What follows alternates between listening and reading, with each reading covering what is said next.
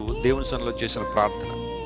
కొన్నిసార్లు దుఃఖము, వేదన మనకు వస్తున్నప్పుడు ప్రాణము సొమ్మసిల్లిపోతుంటుంది, సొక్కిపోతుంటుంది. ఏడవడానికి కూడా ఇంక శక్తి ఉండదు చాలా మంది కదా. ఏడ్చి ఏడ్చి ఏడ్చి కన్నీళ్ళు ఇంకిపోయినాయండి అంటారు చాలా మంది. కన్నీళ్ళు రావట్లేదండి.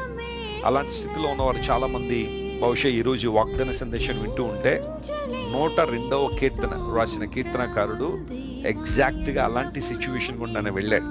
మీరు ఆ కీర్తన అంతా జాగ్రత్తగా చదువుతుంటే కష్టాలు, ఇబ్బందులు, బాధలు అతను ఏ విధంగా బాధించో వాటన్నిటి కూడా రాసుకుంటూ వస్తూ, దేవుడు తనను కరుణించినప్పుడు, నిర్ణయ కాలంలో దేవుడు అతని జ్ఞాపకం చేసుకున్నప్పుడు అతని సిచ్యువేషన్లో, అతని పరిస్థితిలో ఎలాంటి మార్పులు వచ్చినాయో ఆ క్రింద రాసుకుంటూ వచ్చాడు. అయితే ప్రారంభంలో ఒక సమస్యను, ఒక ఇబ్బందిని, ఒక కష్టాన్ని మనం చూడొచ్చు.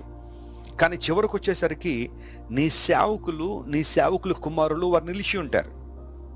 ఎంత ధైర్యాన్ని